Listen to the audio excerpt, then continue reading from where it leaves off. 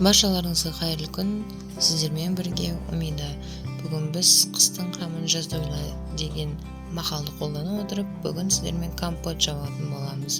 Менің комментариям астында бір кісілер компот жауып түсіріп көрсетші деген екен, сол сұранысы бойынша компот жабатын боламыз. Видеоны соңына дейін көріп, тіркеліп, лайк басып, комментарий қалдыруды ұмытпаңыздар.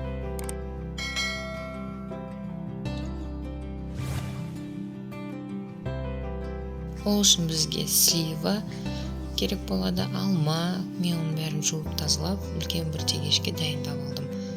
Сосын сразу банкамызды стерилизовать етіп, банка жабудың крышкамызды ыстық суға стерилизовать етіп, банка компотымызға құятын суымызды да қайнатып дайындап алдым. Содан кейін банкамызға 5-6-дан 3 литрлік болса одан да көбірек, 2 литрлік болса 5-6-дан слива алмамызды салып жауа беретін боламыз. Видеоның соңына дейін қараңыздар, бәрі түсінікті.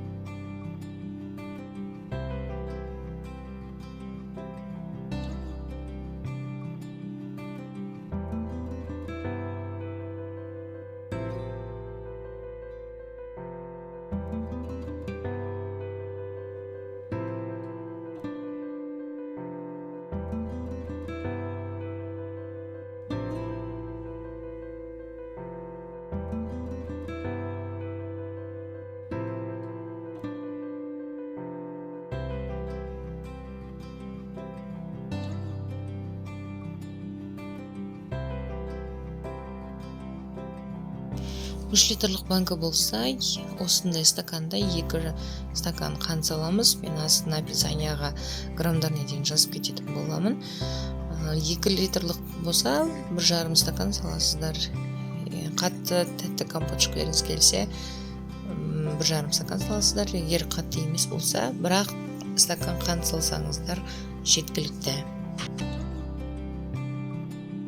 Банкамыз дайын болған соң, оның үстіне қайнап тұрған ыстық суымызды құйып, стерилизовать етілген өздерінің крышкаларын жауып, сразу жауып тастаймыз.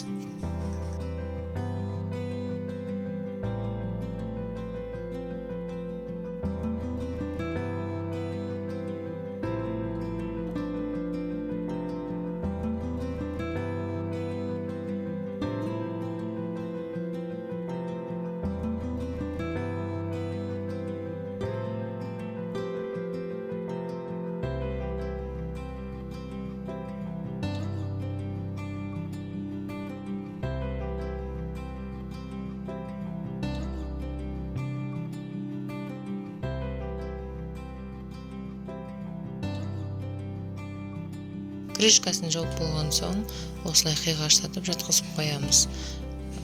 Бұл деген кішкене крышкасын дұрыс жауылды ма, жауылмады ма деген тексеру мақсатта, және де қантын жақсы еру мақсатта осылай қиғаштап жатқызып қоямыз.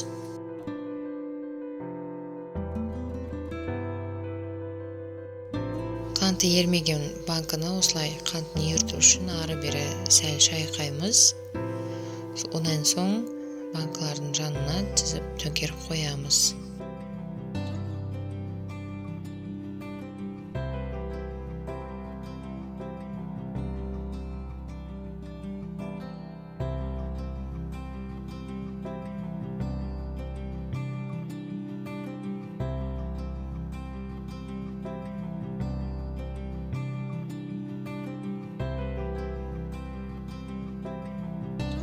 Осылай төңкерілген банканың үстінен жылы одеял немесе басқа заттарыңызбен орап қойсаңыздар болады.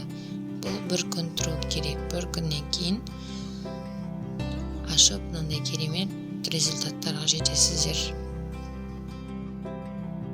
Видеоны соңына дейін қарағандарыңыз үшін өте көп рахмет айтамын. Тіркеліп, лайк басуды ұмытпаңыздар.